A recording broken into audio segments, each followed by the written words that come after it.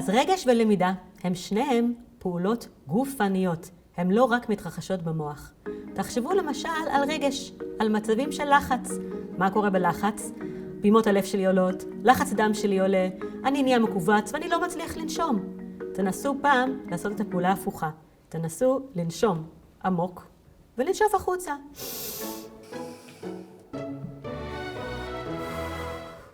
ותראו איך זה משפיע על מצב הלחץ. זאת אומרת, המוח משפיע על הגוף, וגם הגוף משפיע בחזרה על המוח.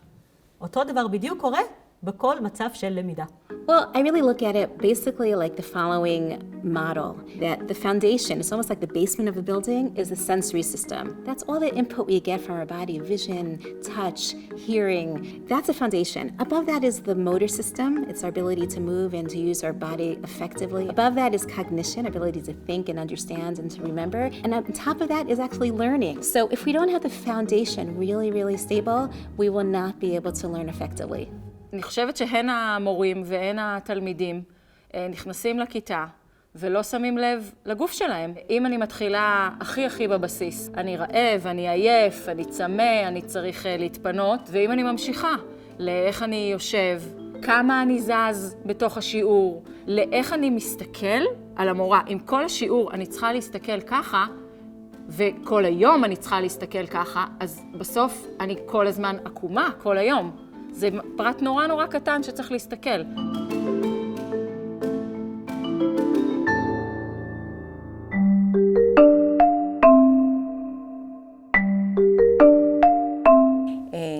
כן, בהחלט. לא רק. זה נהדר, אבל זה לא מספיק. אם החינוך הוא מבוסס על שיח גוף, אז זה בעצם כמו שפה, שאנחנו מתחילים לרכוש אותה בכיתה א', ואנחנו ממשיכים ללמוד אותה כל החיים. אני חושבת שאפשר וכדאי להכניס אותו לכל שיעור, בין אם זה ספרות, תנ"ך, היסטוריה ומדעים. זה תחום שלם של מחקר שקוראים לו Embodied Cognition. הרעיון של הראש שלנו נמצא בעצם בתוך גוף, והוא משפיע על הלמידה, על הזיכרון ועל הרגש. אני חושב שהשונה בפריזמה זה שהיא מזמינה לאמץ את הדברים האלה לאורך כל היום. אנחנו מתכוונות למשהו שמשתלב כל היום, כל הזמן. זה להתייחס לנשימה תוך כדי שאני מדברת, כדי שהקול שלי יהיה נעים. זה להתייחס לאיך הילד יושב, או הילדה מתייחסת לעצמה איך היא יושבת, שהיא לא קפוצה, שהיא לא מרוחה, שנוח לה בכיסא, שבמהלך השיעור יחס התנועה ישיבה הגיוני, כי לא הגיוני לשבת 42 דקות, זה המון. את המענה שנותנים לגוף בכיתה הייתי מייחסת לפירמידה של מאסלו. הפירמידה של מאסלו מדברת על מתן מענה למגוון של צרכים, לצרכים פיזיים, לצרכים של כבוד, של שייכות, של ביטחון, של מודעות, של מימוש עצמי. כל זה צריך להיכנס במסגרת הלימודים בכיתה, ולכן תלמיד צריך לחוש שהוא שייך, שהוא רצוי, ושגם הצרכים הכי בסיסיים שלו מסופקים בכיתה. יש ילדים שיש להם רגישות יתר במערכת שיווי המשקל, וזה אומר שאם נשים אותם על כדור פיזיו, הם יהיו הרבה יותר פנויים ללמידה. כאשר אנחנו נכנסים לכיתה ויש בה טמפרטורה מתאימה, תאורה מתאימה, סדר וניקיון, קל יותר לתלמידים ליהנות מהלמידה. אז גם מתוך מודעות לגוף ולצרכים שלו ולמרחב מסביב לגוף הכיתתי, וגם מודעות לצורך בתנועה ובמנוחה.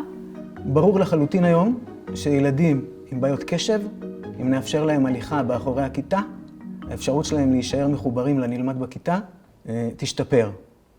יש עוד המון דוגמאות כאלה. אז פשוט שיהיה מגוון גדול, ואז המענה יהיה יותר טוב. לפעמים כשאנחנו מגיעים לכיתה פיזית, זה לא אומר שאנחנו הגענו תודעתית. אנחנו לפעמים צריכים להתנער, לנשום, לשחרר קצת מתח, ואז פתאום המחשבה מתבהרת. למשל, אפשר לשים לב ליציבה, וזה משהו שאפשר ללמוד, איך לשבת עם גוף של תשומת לב, איפה הכתפיים, איפה הראש, איפה הגב. ודבר נוסף, לדוגמה, זה מודעות למגע או לאצבעות, מגע של כף יד או אצבעות, למשל.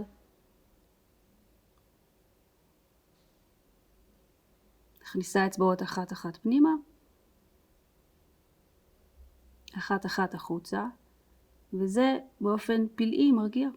It's really important for teachers to understand how do you bring kids into the classroom so that they're fully present to learn, especially when they're coming in, running in from recess, and they're all overheated and really overwhelmed. So what can we do? So actually, there's actually something really cool. Can I use that for a second?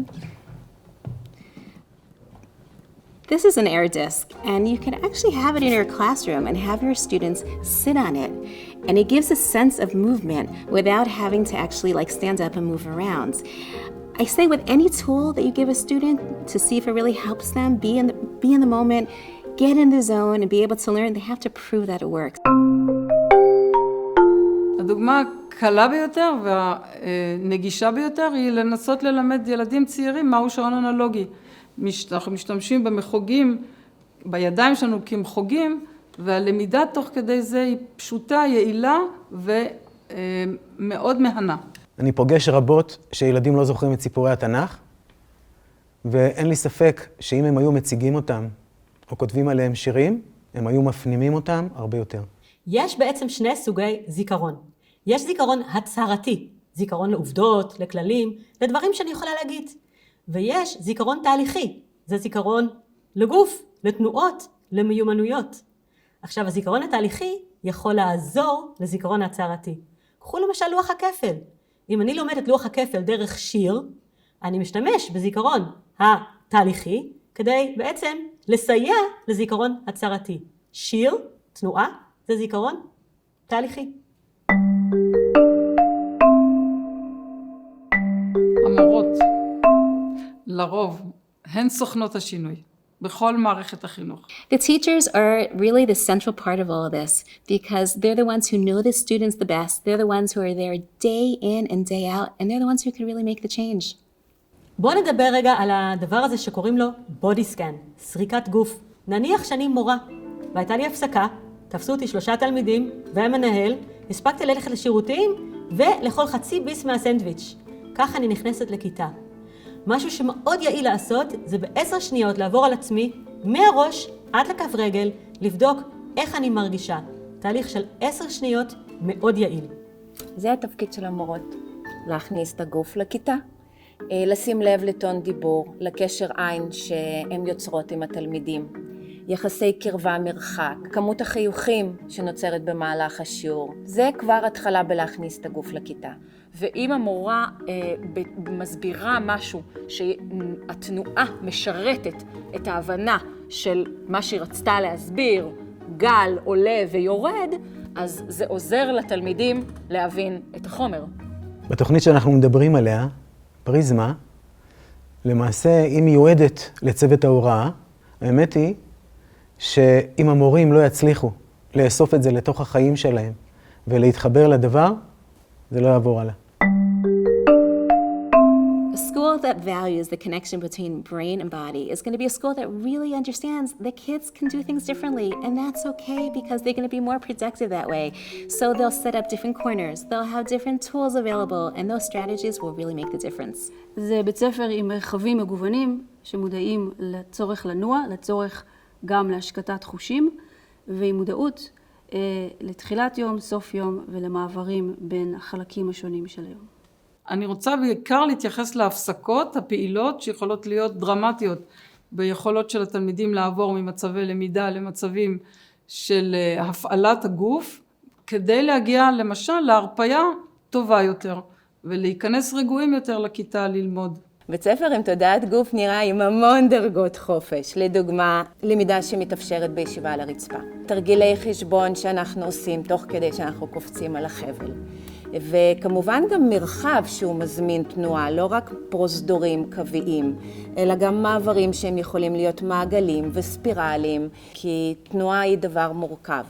בית ספר עם תודעת גוף זה בית ספר שכיף להיכנס אליו, עם מסדרונות רחבים, ששומעים בו קולות של התרוצצות, שניתן לגעת ולחוש.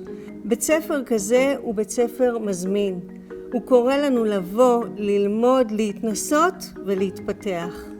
אתה רואה ילדים שנשארים בכיתה ושיש להם צורך במרחב ואף אחד לא חושב שהם מוזרים. אתה רואה ילדים היפראקטיביים שהם לא הפרעה. אתה רואה ילדים שמגיעים לבית הספר ומרגישים שיודעים מי הם וגורמים להם לדעת בעצמם מי הם.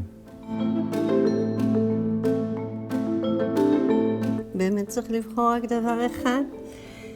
אז הייתי בוחרת תאורת שמש. תצחקו, אבל שירותים. נשימה.